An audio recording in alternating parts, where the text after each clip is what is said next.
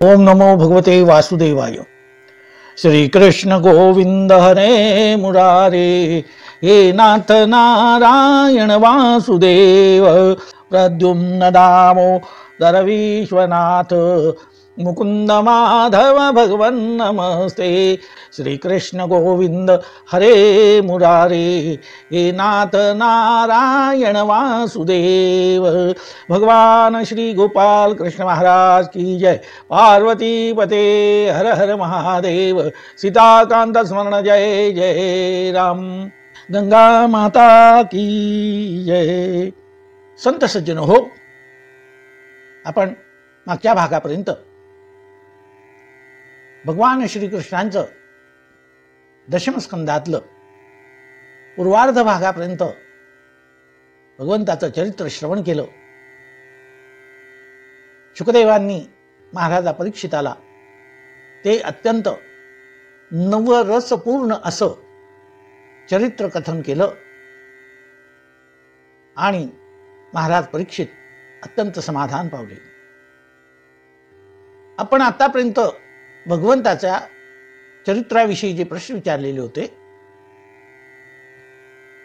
त्या प्रश्नापैकी भगवंताच्या लीला चरित्रांचं श्रवण केलं।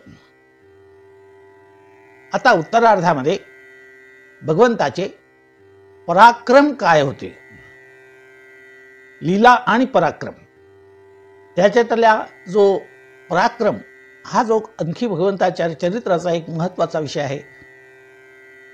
उत्तर चरित्रामध्ये त्यांचं वर्णन आहे। केवळ पराक्रमच नाही, त्याबरोबर भक्तीचंही, इतर भक्तांनी केलेली भगवंताच्या चरणी जी सेवा समर्पित केली आहे त्याचंही वर्णन आहे। कारण दशमस्कंदामध्ये प्रथम अध्यायामध्ये राजा परीक्षितांनी प्रश्न विचारलेला होता। यदोश धर्मशीलस्य नितराम मुनिसत्तम, तत्रांशेन अवतीर्णस्य विष्णो वीर्यानि संशनाः। अवतीर्य यदोर्वंशे भगवान भूत भावनः, कृतवान् यानि विश्वात्मा तानि नो वद विस्तरात्। भगवंताने यदू वंशामध्ये अवतार धारण केला आणि विष्णू वीर्यानि संशनाः, भगवान विष्णूंनी तो अवतार घेतला आणि जे काही पराक्रम केले, ज्या काही लीला केल्या त्या आम्हाला तुम्ही वर्णन करा, अशा प्रकारचा प्रश्न राजा परीक्षितांनी विचारला होता। आणि त्याच अनुषंगाने भगवंताचं लीला चरित्र महाराजा परीक्षितांना शुकदेव कथन करतात। त्यापैकी त्यांच्या ज्या बालपणीच्या लीला होत्या त्या आपण ऐकल्या। त्याच्यात अनेक पराक्रम आहेत, बालपणीच केलेले पराक्रम होते। पुतना, प्रलंबासूर, धेनुकासूर, कालिया नागाचं मर्दन, हे सर्व प्रसंग आपण पाहिले। चाणूर, मुष्टी आणि कंस या सर्वांचा नाश भगवंताने केला। आणि पुढचं जे चरित्र आहे ते आता आजपासून आपण श्रवण करणार आहोत। श्री कृष्ण गोविंद हरे मुरारे, हे नाथ नारायण वासुदेव। श्री कृष्ण गोविंद हरे मुरारे, हे नाथ नारायण वासुदेव। शुकदेवांनी राजा परीक्षिताला श्रीमद भागवत कथा सांगायला सुरुवात केली आहे। राजा परीक्षित ऐक, कंसाचा वध केला भगवंताने। त्यानंतर मथुरा मंडलामध्ये महाराजा उग्रसेन हे राज्यगादीवर विराजमान झाले। पुढे भगवंताच्या ज्या काही भगवान श्रीकृष्ण आणि बलराम यांना गुरुगृही पाठवण्यात आलं वगैरेचा भाग आपण पाहिला। आता कंस मेला आणि विषय संपला असा हा भाग नव्हता। तर अजून काही लीला भगवंताच्या राहिलेल्या होत्या आणि त्या उत्तर चरित्रात आपण श्रवण करणार आहोत. केवळ एकमेव कंस हाच असुर होता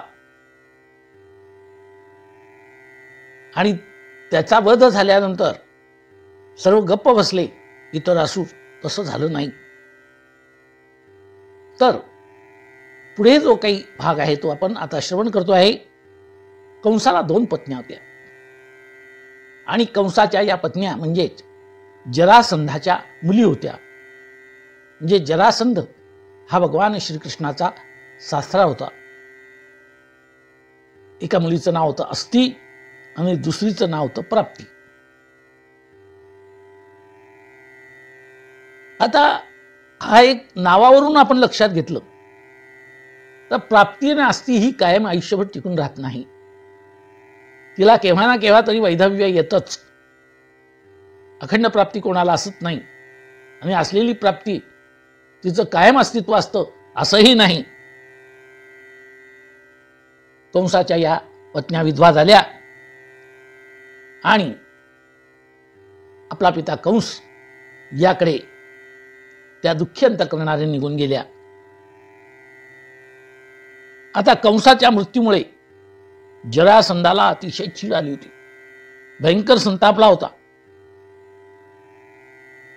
कंसाचा मृत्यू त्यामुळे मुलींना आलेलं वैधव्य हा जरासंधाचा तो वैयक्तिक असा पराभव समजत होता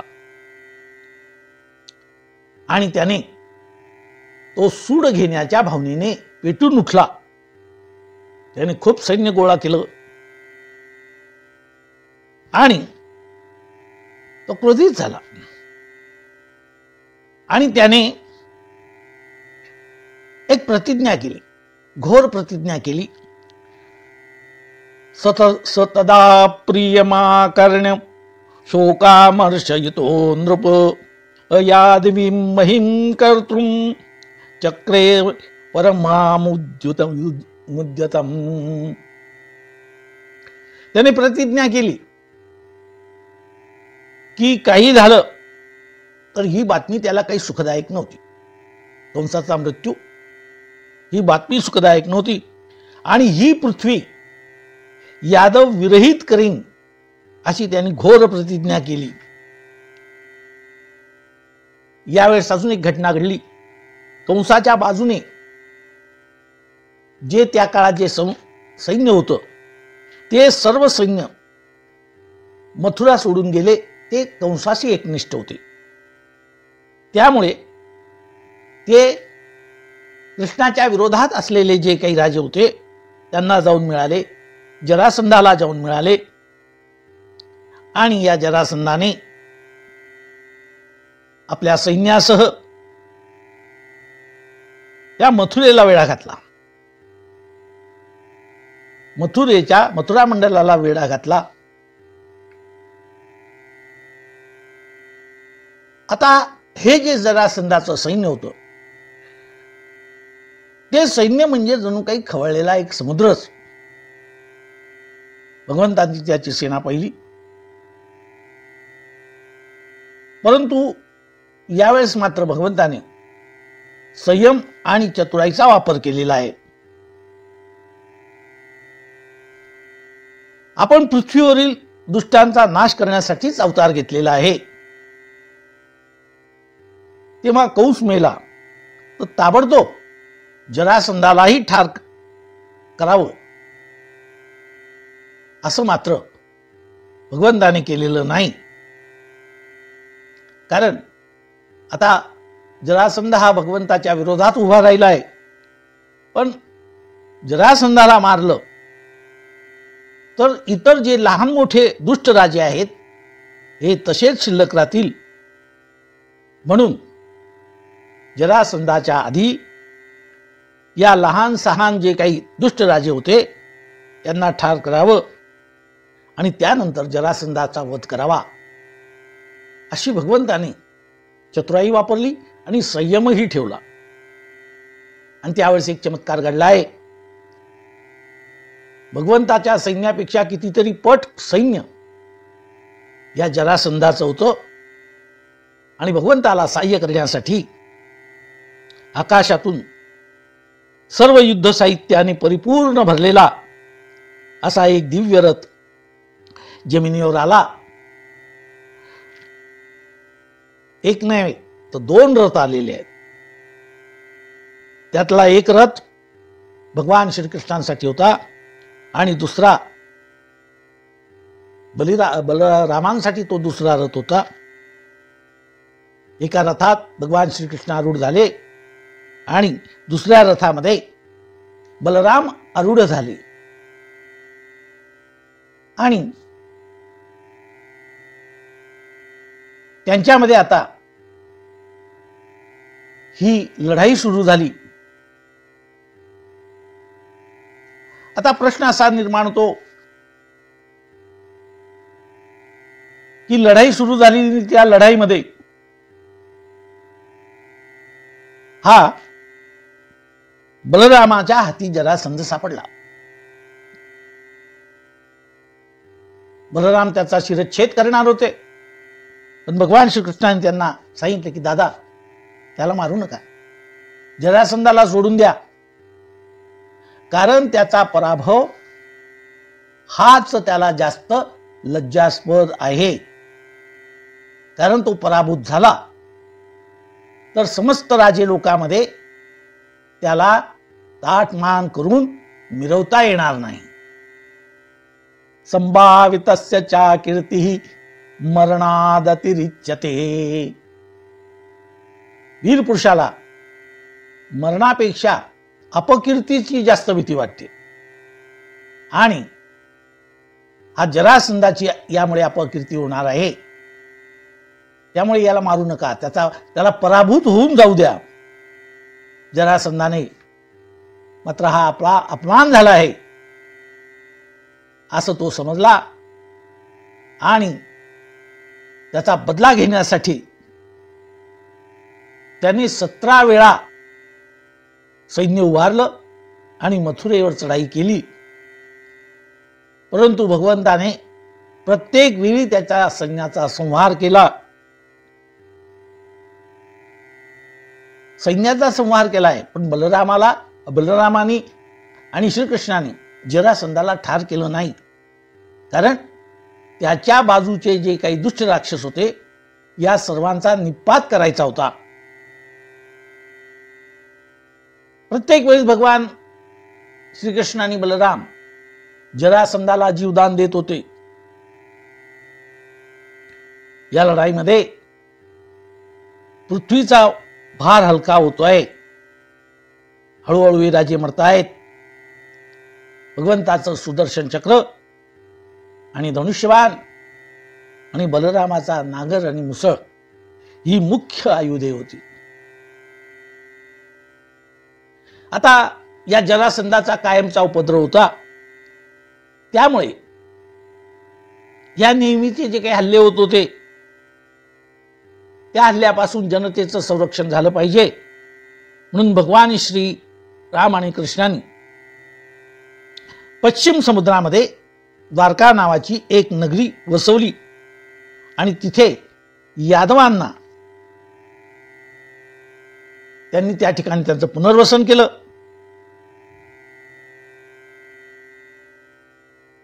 तेव्हा एकदा तर असं झालं, बलरामांनी जरासंधाला वरुण पाशाने आणि दोरखंडाने बांधलं, परंतु कृष्णाने मात्र त्यांना सोडून द्यायला सांगितलं.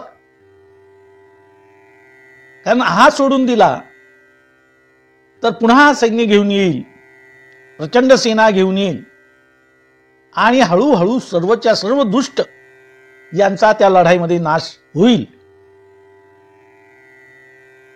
आता जरासंधाचा नेहमी होणारा पराभव, त्या पराभवामुळे त्याला स्वतःला लाज वाटू लागली आणि त्याने की जाऊ दे, या लढाईपेक्षा तपश्चर्या करणाऱ्याला निघून जाऊ असा त्यांनी निश्चय केला. पण इतर त्याच्यासारखे जे दुष्ट राजे होते त्यांनी त्याला परावृत्त केलं की महाराज अशी इथून निघून जाऊ नका. आपण प्रतिकार केला पाहिजे. आणि या जरासंधाच्या पराभवामुळे मथुरावासी हे भयमुक्त झाले आणि मथुरावासी लोक सुखात राहू लागले. भगवंताने मथुरेमध्ये प्रवेश केला. शंख दुदुंबयो नेदुर्भीरी तूर्ण्याननेकशः विना वेणु मृदंगानी पुरं प्रविशती प्रभो. शंख, नगारे, भीरी, तुतारी, बासरी, मृदुंग इत्यादींच्या नादामध्ये भगवंताने या मंगलवाद्यांच्या गजरात मथुरेत प्रवेश केला. आणि आता 17 वेळा स्वाऱ्या करून झाल्या. आता या जरासंधाने 18व्या वेळी कालयवनाची मदत घेतली, ज्याच्यामध्ये नारदांचा सुद्धा सहभाग म्हणजे असा होता. नारदांनी कालयवनाला सांगितलं की तू जा आणि जरासंधाला मदत कर. नारदांनी असं का केलं तर कालयवन हा दुष्ट होता आणि त्याचाही नाश भगवंताकडून झाला पाहिजे, म्हणून नारदाच्या प्रेरणेने कालयवन हा जरासंधाच्या बाजूने गेला. कालयवन म्हणजे जगातले जेवढा दुष्टपणा होता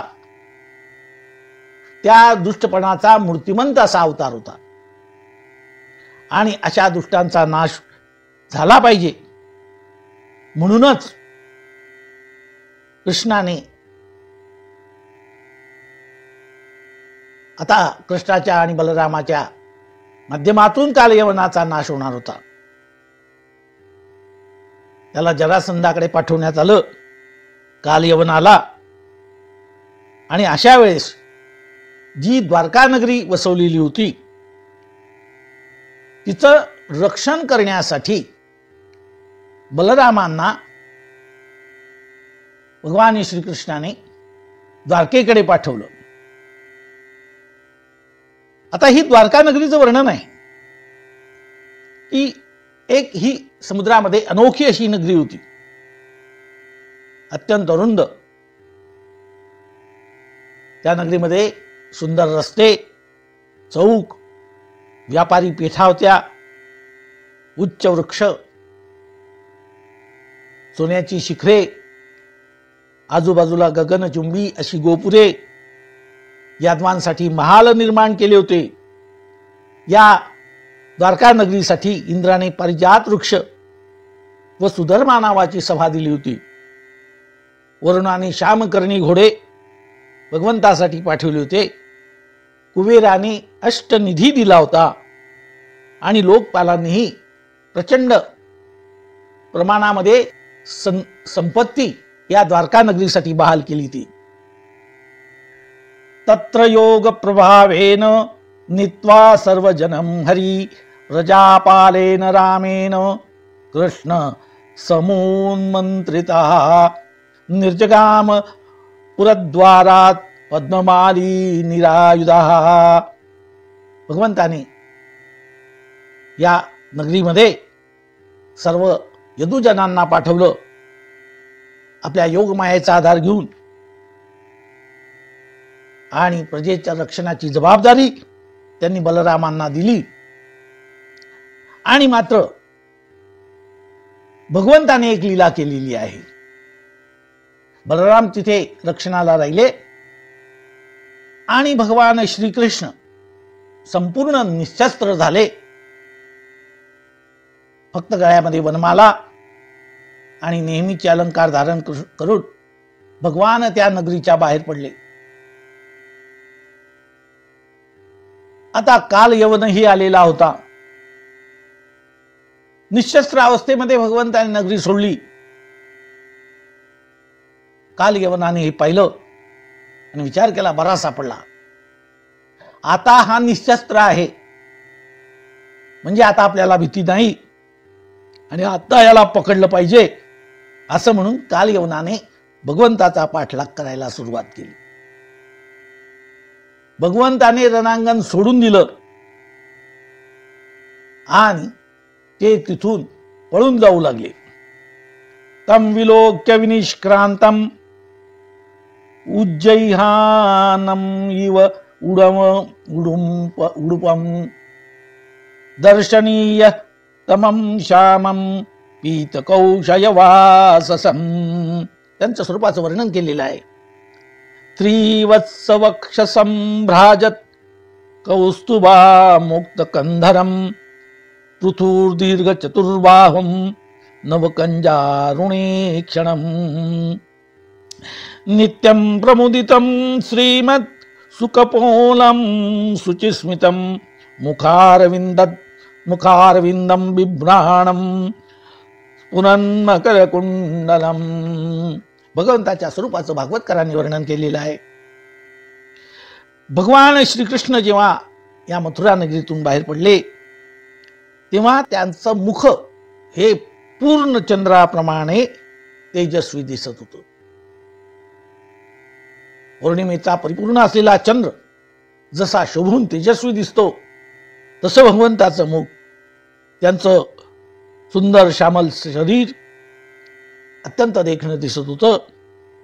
त्यांनी पिवळा पितांबर धारण केला होता. वक्षस्थळावर वत्सलांशन त्यांच्या शोभून दिसत होतं. त्यांचे ते सुंदर कपोल म्हणजे गाल, कानात मकरकुंडल शोभत होती, मुखावर प्रसन्न व नित्यानंदाचं हे हास्य, स्मितहास्य ओसंडून वाहत होतं. आणि भगवान ते रणांगण सोडून धावत आहेत. कालयवनही त्यांच्या मागे लागला आणि तो ओरडू लागला, अरे थांब, भेकड्यासारखा पळतोस काय? तू स्वतःला यदुश्रेष्ठ समजतो ना, तू शूरवीर आहे ना, मग असा का पळतोय? आता ही सर्व भगवंताची लीला होती. भगवंत निशस्त्र आहे, रथ आहे पण रथाचाही उपयोग करीत नाही. ते पायीच तिथून पळतायत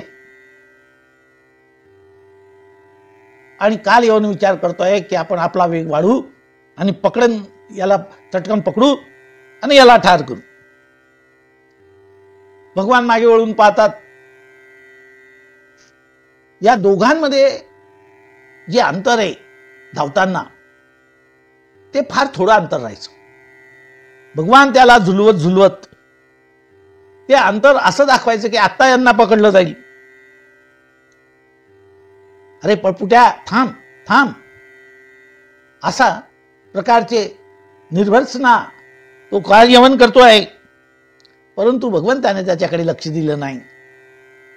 त्यांनी दुर्लक्षच केलं आणि भगवान झुलत त्याला झुलवत झुलवत एका मोठ्या अंधाऱ्या असा एक पर्वत होता, त्या पर्वतामध्ये अंधाऱ्या गुहेमध्ये भगवान शिरले. आता त्या ठिकाणी एक महान योद्धा, एक मोठी गुहा होती, अंधारी गुहा. या गुहेमध्ये एक महान योद्धा झोपलेला होता. कृष्णाने तिथे प्रवेश केला आणि आपला जो भरजरी शेला होता या निजलेल्या पुरुषावर पांघरून दिला आणि ते गुहेच्या एका कोपऱ्यामध्ये लपून बसले. आता भगवंताचा शेला आहे. आता भगवंताच्या शेल्याखाली जो असतो तो निश्चितच भाग्यवान असतो. शेल्याच्या रूपाने त्याच्यावर कृपा होणार असते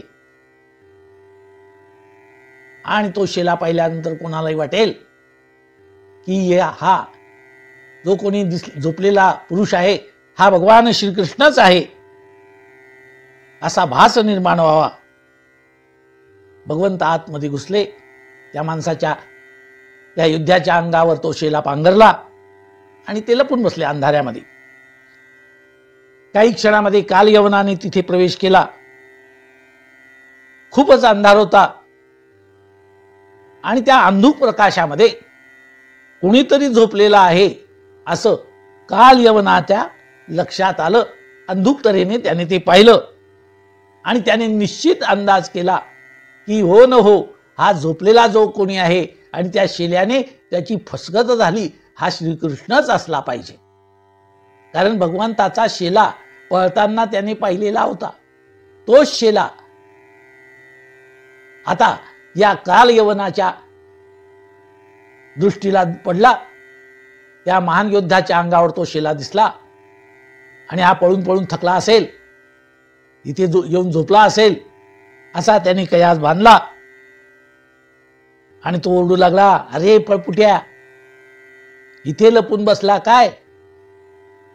आणि चालून पळून दमला असेल म्हणून तू हा शेला पांघरून इथे आराम करतोय. चल उठ, बाहेर ये, लढाईला सिद्ध हो. आणि तो महान योद्धा झोपलेला असताना कालयवनाने त्याला लाथ मारली. आता भगवंत समजूनच त्याने त्या महान योद्ध्याला लाथ मारली आणि त्याच वर्षी तो निद्रिस्त योद्धा जागा झाला. तो कसा दिसत होता? विकलेल्या पांढऱ्या शुभ्र जटा, शुभ्र दाढी, अत्यंत वृद्ध तेजस्वी, परंतु तो थकलेला असा योद्धा होता. तो उठून बसला आणि उठून बसल्याबरोबर याने रागाने दृष्टी फेकली. तो पाहू लागला इकडे तिकडे आणि नेमका त्याच्या दृष्टीच्या कक्षेमध्ये जो कालयवन भगवंताचा शोध घेण्यासाठी आलेला होता तो कालयवन त्या योद्ध्याच्या दृष्टिक्षेपामध्ये उभा होता. त्या योद्ध्याने नुसती नजर त्या योद्ध्याची पडताबरोबर कालयवन जळून भस्म झाला. भगवान श्री गोपाल कृष्ण महाराज की जय. कालयवन भस्म झाला आणि योद्ध्याने नंतर इकडे तिकडे आपली मान फिरवली, परंतु त्याच वेळेस तिथे एक दिव्य असा प्रकाश त्याला दिसू लागला. या भयानक अशा अंधारामध्ये दिव्य प्रकाश झगमगत होता आणि तो दिव्य प्रकाश हा कोणाचा होता? तर भगवंताच्या शरीरातून तो जो काही दिव्य प्रकाश होता तो तिथे दिसत होता. आता लात मारली गेली. स तावत् तस्य रुष्टस्य दृष्टिपातेन भारतो देहजनाग्नीनां दग्धो भस्मसात् भवत्क्षणा. एका क्षणात भस्म झाला तो आणि दिव्य प्रकाशाने हळूहळू हळूहळू भगवान त्या कोपऱ्यातून बाहेर आले. सशंक चक्रम सकृज कुंडलम सपीत वस्त्रम सरसी क्षणम सहार वक्षस्थल कौस्तुभम नमामि विष्णुं शिरसा चतुर्भुजम. श्रीमन्नारायण श्रीमन्नारायण श्रीमन्नारायण नारायण नारायण. भगवंताने चतुर्भुज रूप धारण केलं होतं. योद्ध्याचे डोळे दिपून गेले त्या प्रकाशाने. किलकिल्या डोळ्याने तो भगवंताचं रूप पाहत होता. तो सावळा सुंदरू कासे पितांबरू लावण्य मनोहरू आलागे माये. तो सावळा सुंदरू लावण्य मनोहरू कासे पितांबराचा धारण केलेला तो भगवान त्याच्या या कालयवना या जो कोणी योद्धा होता त्याला दिसला. त्यानंतर राजा परीक्षिताने विचारलं शुकदेवांना, हे ब्रह्मण, तो निजलेला मनुष्य कोण होता? त्याच्यात अशी कोणती शक्ती होती आणि तो या गुहेत का झोपला होता. तेव्हा त्या विषयीची आता माहिती शुकदेव सांगतायत. परीक्षिता ऐक, कोण होता तो योद्धा. तो होता मुचुकुंद. इक्ष्वाकुकुले जातो मांधाता मांधातृतनयो महान मुचुकुंद इति ख्यातो ब्रह्मण्य तत्संग्रहा. राजा ऐक, तो जो निद्रिस्त पुरुष होता तो मांधाता नावाचा इक्ष्वाकू कुलामध्ये थोर असा राजा झाला. मांधाता त्याचा तो पुत्र होता मुचुकुंद. तो अत्यंत ब्राह्मण भक्त, सत्य प्रतिज्ञ आणि महान असा योद्धा असा तो पुरुष होता. याच्याविषयीचा इतिहास ऐक. हा मांधाता कार्तिकेय हे देवांच्या सेनापती होण्यापूर्वी, कार्तिकेयांच्या आधी मांधाता हा देवांचा सेनापती होता. मुचुकुंद हा देवांचा सेनापती होता. तो मांधातांचा पुत्र होता आणि सेनापती पदावर असताना या मुचुकुंदाने देवांचं संरक्षण केलं होतं. त्याने तेव्हा दैत्यांशी पुष्कळ वेळा युद्ध केलं आणि विशेष म्हणजे की हा देवांचं संरक्षण करीत होता. त्यामुळे त्याने असुरांपासून देवांचा इतकं काळ रक्षण केलं की तो कधी त्या काळामध्ये कधी झोपला नाही, कधीही विश्रांती घेतली नाही. आणि त्याच्या कर्तृत्वामुळे देव विजयी झाले आणि देवांनी त्या मुचुकुंदाला प्रसन्न होऊन सांगितलं, राजा तुला जे काही मागायचं असेल, तू खूप परिश्रम घेतलेला आहे, आता आपण विश्रांती घ्यावी. देवांच्या संरक्षणासाठी आपण राज्याचा नव्हे तर आपल्या जीवनातल्या सर्व सुखाचा त्याग केला. आता तुला आमच्याकडून जो काही वर पाहिजे असेल तर तो वर तू मागून घे. फक्त आम्ही तुला एक वर देऊ शकत नाही, तो म्हणजे मोक्ष. मोक्ष सोडून तू आमच्याकडून काहीही मागून घे, असं देवांनी त्या मुचुकुंदाला सांगितलंय. वरम वृष्णीश्वभद्रम ते ऋते कैवल्य मध्यनः एकैकेश्वरस्तस्य भगवान विष्णुरव्ययः. मोक्ष फक्त भगवान विष्णूच देत असतात. त्यामुळे मोक्ष सोडून तुला जे काही मागायचं असेल ते माग. मांधाताने आपल्या मुचुकुंदाने सांगितलं की मी फार थकलेलो आहे, रात्रंदिवस देवांचं रक्षण केलं, क्षणभरही विश्रांती घेतली नाही. आणि त्याने देवांकडून सुखाची मस्त आपल्याला निद्रा घेता यावी म्हणून झोपेचा वर त्याने मुचुकुंदाने देवांकडून मागितला. आणि मला कोणीही माझ्या निद्रेतून उठवता कामा नये असंही त्याने सांगितलं. आणि तो एका पर्वताच्या गुहेमध्ये जाऊन झोपला. आणि त्यावेळेस देवांनीही त्याला वर दिला. मुचुकुंदाला सांगितलं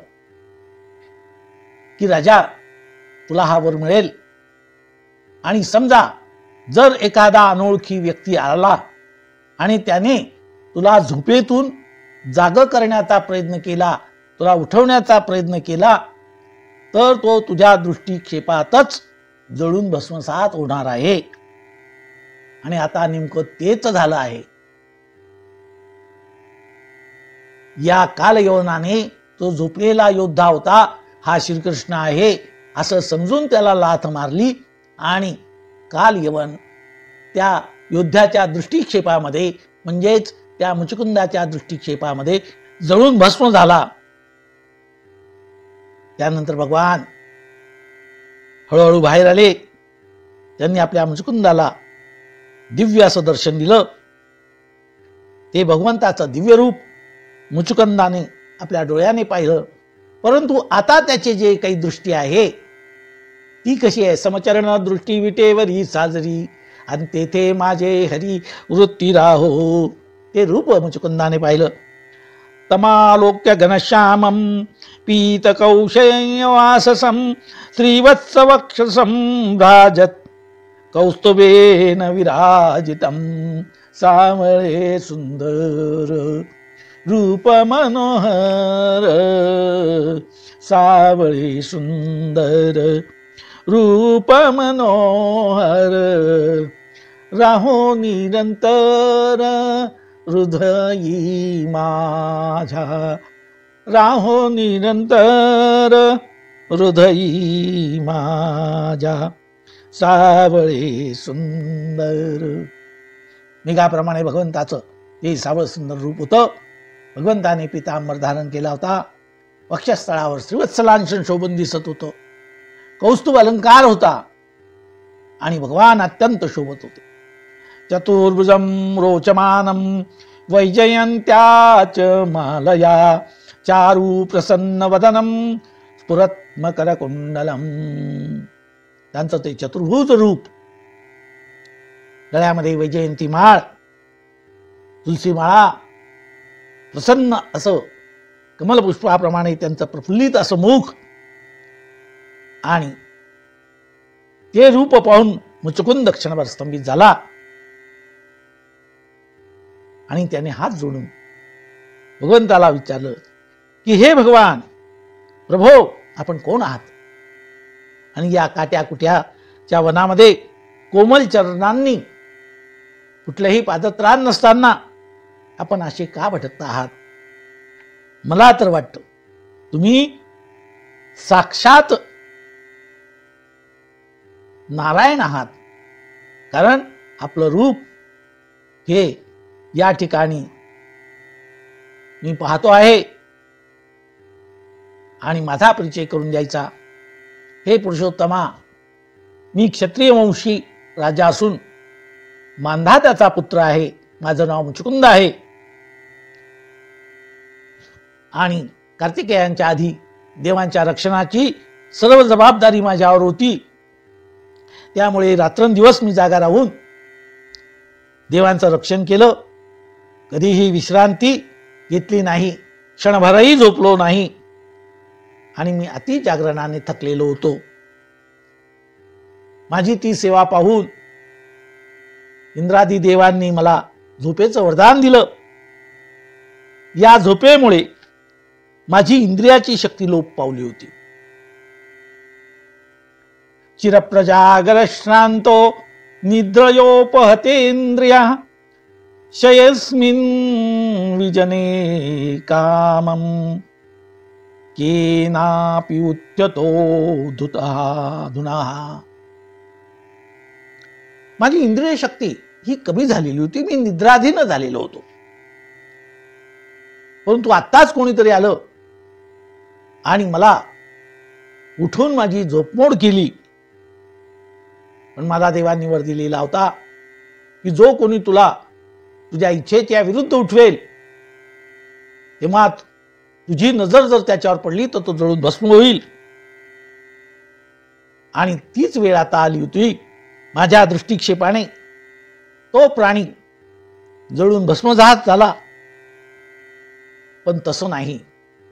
हे भगवंता, त्या व्यक्तीच्या अतिपापानेच तो भस्मविभूत झालेला आहे.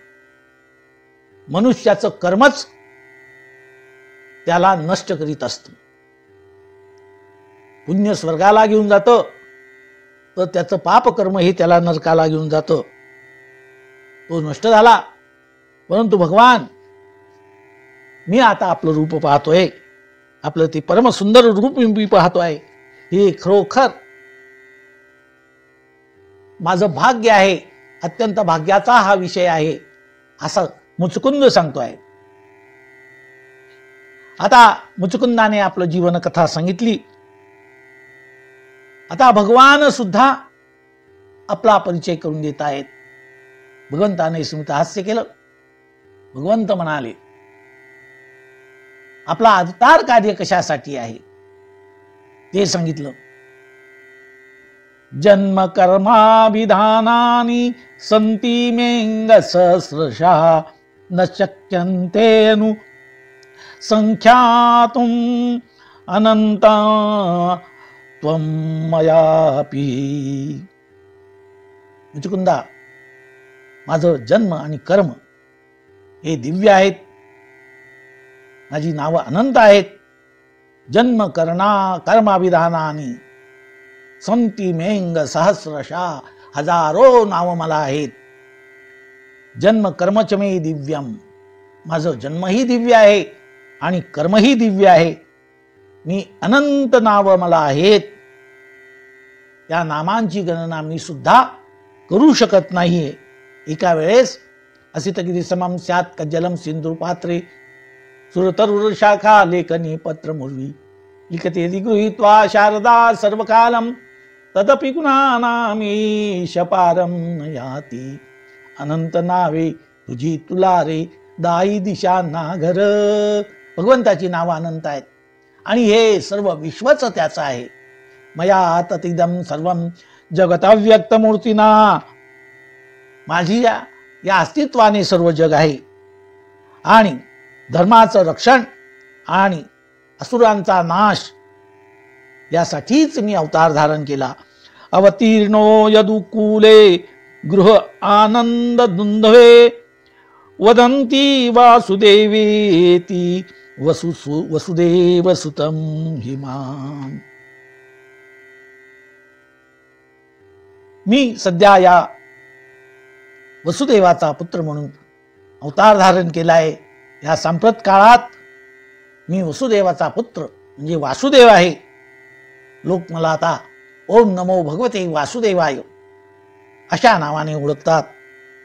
आतापर्यंत मी कंसाच्या रूपाने जो कालनेमी नावाचा राक्षस होता, हा कालनेमीच कंस झालेला होता. कंस हा कालनेमीचाच अवतार होता.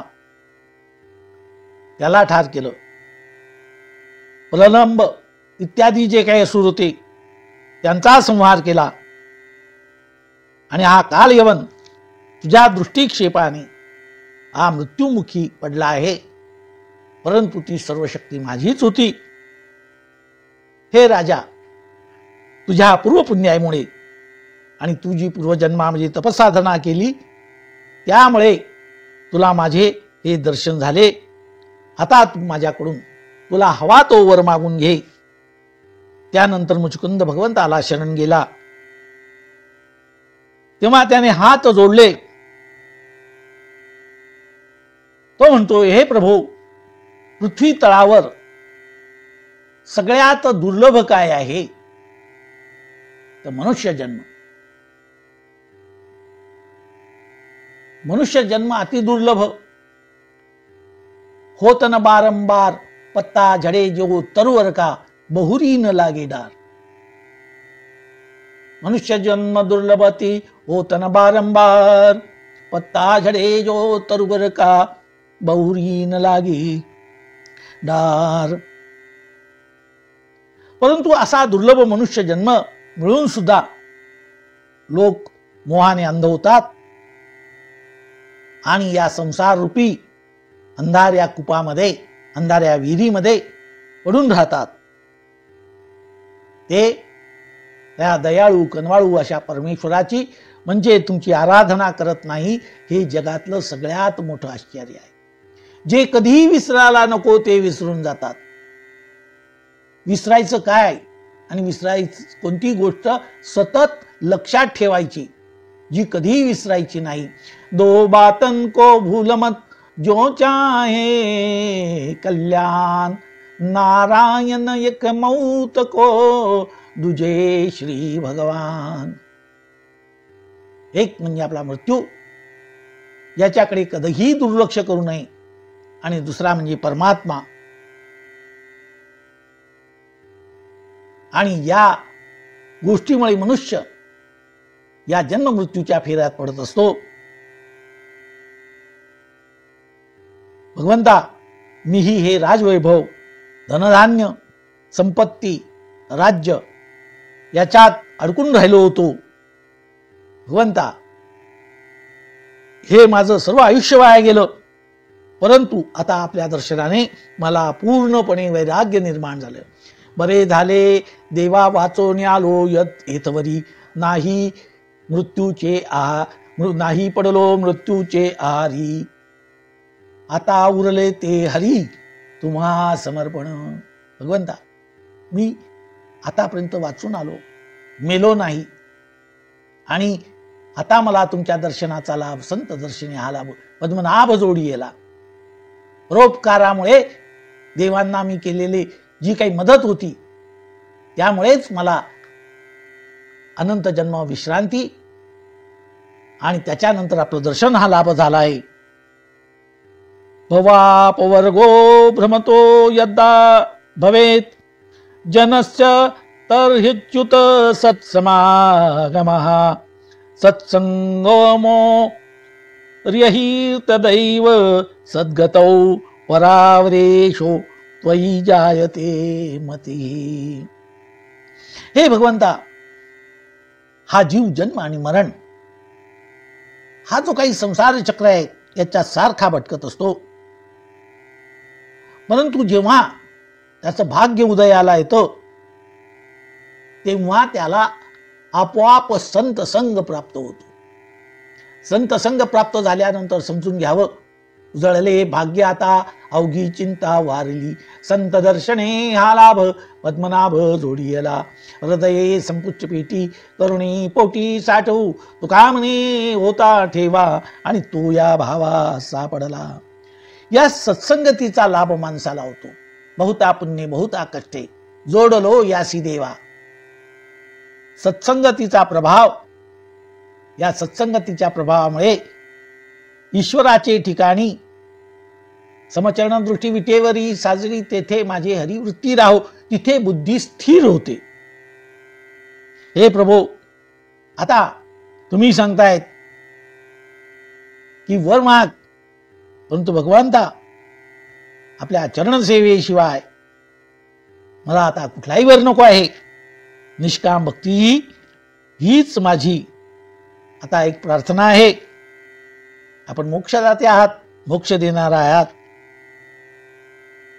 आणि या संसारातून मुक्त होण्यासाठी जो मनुष्य साधना करतो तो आपल्याकडून पुन्हा संसारात अटकणारे असे विषय किंवा वरदान कसा बरे मागून घेईल. हे भगवान, मी अनंत काळापासून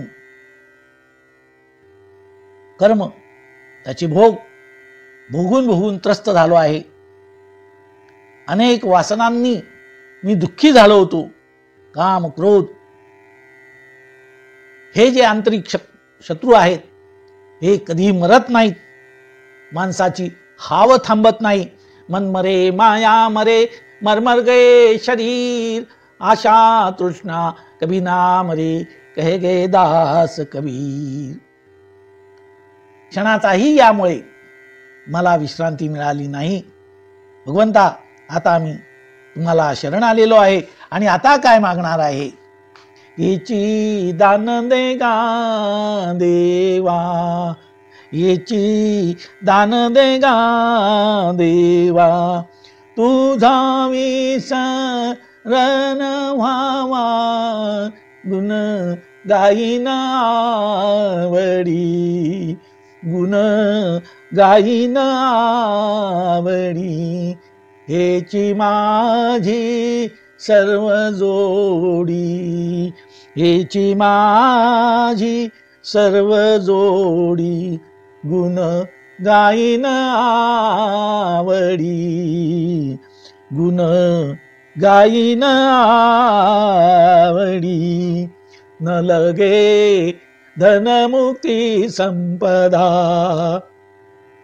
न लगे धन मुक्ती संपदा, संत संग दे सदा, तुका म्हणे गर्भवाची, तुका म्हणे गर्भवासी, सुखे घालावे आम्हासी, गुण गाईन आवडी, गुण गाईन आवडी. बस भगवंता, याशिवाय मला काही नाही. हे चिदान देगा तुझा विसर न व्हावा. भगवंता, तुझं विस्मरण हेच मरण आहे. भगवान श्रीकृष्ण प्रसन्न झाले आणि त्यांनी पाहिलं मुचकुंदाने काहीच मागितलं नाही. भगवान म्हणाले, मुचकुंदा, खरोखर तुझं मन शुद्ध झालेलं आहे, तुझ्या सर्व वासना नष्ट झालेल्या आहेत, पण मी तुला हे प्रलोभन कशासाठी दाखवलं? तुझी परीक्षा घेण्यासाठी. मला हे तपासून पाहायचं होतं. तुझ्या परीक्षेसाठी ही प्रलोभनं दाखवली, परंतु मुचकुंदा, तू फसला नाहीस. तू माझा खरा भक्त आहे. आता तुझा मुक्तीचा मार्ग सुलभ झालेला आहे. तुला आता मुक्तीला काही फार असा काळ राहिलेला नाही. तुझी परीक्षा या दृष्टीने मी पाहिलेली आहे. आता तू माझ्या ठिकाणी लक्ष लाव. परंतु हे मुचकुंदा, तू आता मुक्त होऊ शकत नाही. तुला आणखी एक जन्म घ्यावा लागणार आहे. त्याचं कारण, तू जेव्हा क्षत्रिय वंशात होता तेव्हा तुझ्याकडून अनेकदा मृगया झाल्या, शिकारी झाल्या. त्यामुळे तुझ्या हातून व्यर्थ अशी प्राणी हिंसा घडलेली आहे आणि ती प्राणी निरपराध अशा प्राण्यांची, निष्पाप जीवांची तू हत्या केली आहे. आणि त्यामुळे तो अडथळा तुला निर्माण होतोय. तुला आता पुढे उत्तम अशा याज्ञिकी, सात्विक असा ब्राह्मण म्हणून तू जन्माला येशील. त्या जन्मामध्ये तू अनेक सत्कार्य करशील. ध्यान, तप वगैरे करून तुला आत्मशुद्धी प्राप्त होईल आणि त्यानंतर तू मुक्त होशील. त्यावेळेस तुझं सर्व पाप नष्ट होईल. जन्म जन्मनंतरे राजन सर्वभूत सुहृतम भूत्वा द्विजवरस्त्वं वैव मामुपैष्यसि केवलम. तपश्चर्येने तू परममुक्त होशील. पुढचा जन्म तुझा ब्राह्मण कुळात होईल. तू सर्व प्राणी मात्रांचा सुहृद होशील. या मागच्या जन्मांमध्ये तू जी प्राणी हत्या केलेली आहेत त्या सर्व पापापासून तू मुक्त होशील. आणि त्यानंतर त्वमेव शरणं गच्छ सर्व भावेन भारत यद्गत्वा न निवर्तन्ते तद्धाम परमं मम. अशा पदाला तू येऊन पुजशील. तू मुक्त होशील. मुचकुंद उठला. त्याने भगवंताला दोन्ही हात जोडले, नमस्कार केला. जोडोनी आकर दोन्ही चरणी ठेवितो माथा. त्यांनी माथा ठेवला,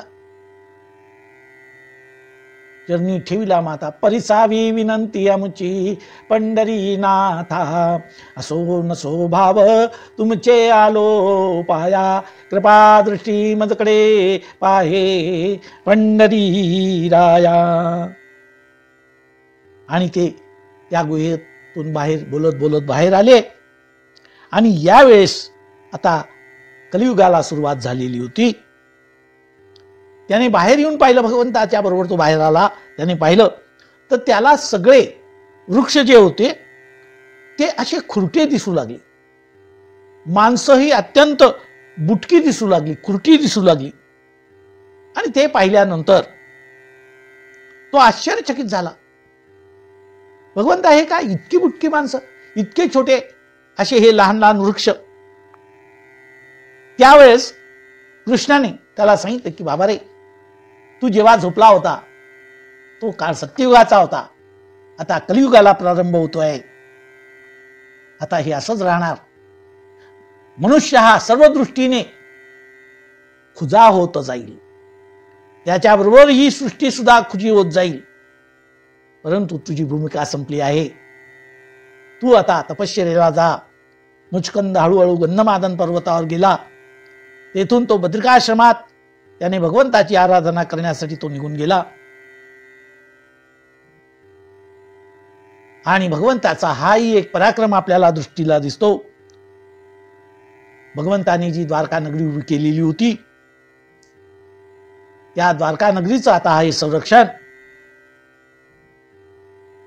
हे बलराम करत होते. काल यवन नष्ट झाला. काल यवनाची ती द्वारकेला काल यवन आणि जरासंध यांची प्रचंड सेना द्वारकेच्या भोवती गोळा झालेली होती द्वारका नष्ट करण्यासाठी. आणि ती समुद्र तीरावर उभी होती. कृष्णाने आपली लीला करून मुचकुंदाच्या द्वारे काल यवनाचा नाश केला. बलरामानेही द्वारकेचं संरक्षण करीत असताना जरासंधाच्या या सैन्याचा, काल यवनाच्या सैन्याचा नाश केला. आणि तिथली जी काही अगणित अशी संपत्ती होती ती संपत्ती द्वारकेमध्ये आणली. कृष्ण हे परत द्वारकेला आले. जरासंधाने पुन्हा कृष्णावर लढाई केली. आणि त्यांनी तो वेढा जो जरासंधाने दिला होता, भगवंताने पुन्हा एकदा आपली लीला केली. त्या सैन्यामधून भगवान गुप्तपणे तिथून त्यांनी ते बाहेर पडले आणि प्रश्रवण नावाच्या पर्वतावर बलराम आणि श्रीकृष्ण निघून गेले. जरासंधाच्याही लक्षात आलं आणि या पर्वतावर हे गेलेले आहेत म्हणून त्याने त्या पर्वताला चहूबाजूने आग लावून दिली. आणि असा विचार केला की आता चहूबाजूने आग लागलेली आहे, आता हे दोघेही जळून भस्मसात झाले असेल अशी त्याची खात्री झाली. परंतु भगवान लीला नाटकधार्या जो अनेक प्रकारच्या लीला करतो, तो योग बलाने पुन्हा बलरामासहित द्वारकेत त्यांनी उड्डाण केलं आणि आपल्या सर्व यादवांसह तिथे राहू लागले. काही काळ केल्यानंतर जरासंधाला हे समजलं. त्याने पुन्हा सैन्य जमवायचं आणि पुन्हा लढाई करायची. या गोष्टीची आता त्याला लाज वाटू लागली. कितीदा पराभव, 18 वेळा आपला पराभव झालेला आहे. आणि कंस मारला, आपला जावाई मारला, म्हणून त्याच्या वधाचा सूड घेणं हे आपल्या आवाक्याच्या बाहेर आहे, हे आपल्याला अशक्य आहे. हे जरासंधाच्या लक्षात आलं. कोणत्याही त्याच्या लक्षात असं आलं की कोट्यावधी हे उन्मत्त क्षत्रवंशीय लोकांचा भगवंताने नाश केला आहे. आपण कितीही प्रयत्न केला तरी भगवंताचा नाश करणं आपल्याला शक्य होणार नाही. परंतु हे समजण्यासाठी त्याला प्रचंड स्वतःचं नुकसान करून घ्यावं लागलं. राजा परीक्षिता लक्षात घे, काळ हा असा एक मोठी शक्ती आहे की जो सर्वांचं सर्वस्व हरण करतो. सर्वांचं सर्वस्व हरण करण्याची शक्ती त्या कालामध्ये आहे. काल हा परमेश्वराचं पराक्रम आहे. काल दंड गही काहून मारा. काळाने हातात दंडका घेऊन बसलेला नाही, दंडुका घेऊन काळ कोणाला मारत नाही. काल दंड गही काहून मारा, हरई बल बुद्धी विवेक विचारा. तो काय करतो तर माणसाचं बल, बुद्धी, विवेक आणि विचार या गोष्टींचं काल हरण करतो आणि माणसाचं बल म्हणा, बुद्धी म्हणा, विवेक म्हणा आणि विचार म्हणा हे जर नष्ट झाले तर माणसाचा नाश व्हायला काही वेळ लागत नाही. ही गोष्ट आपण हा कालयवन आणि जरासंधाचा झालेला पराभव या गोष्टीवरून हे सर्व लक्षात घेऊ शकतो.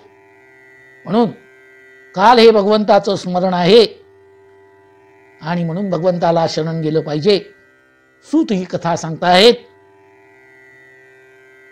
शौनिकादिक ऋषी सुद्धा ही महाराजांना परीक्षितांनी जी शुकदेवांकडून कथा ऐकली होती तीच कथा सूत आता या शौनिकादिकांना सांगताहेत.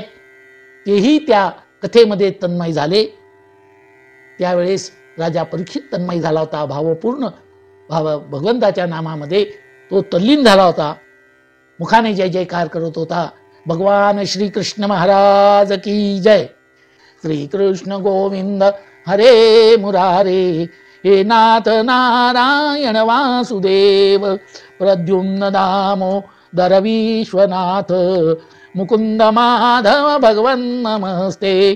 श्री कृष्ण गोविंद हरे मुरारे, हे नाथ नारायण वासुदेव. भगवान श्री गोपाल कृष्ण महाराज की जय. पार्वती पते हर हर महादेव.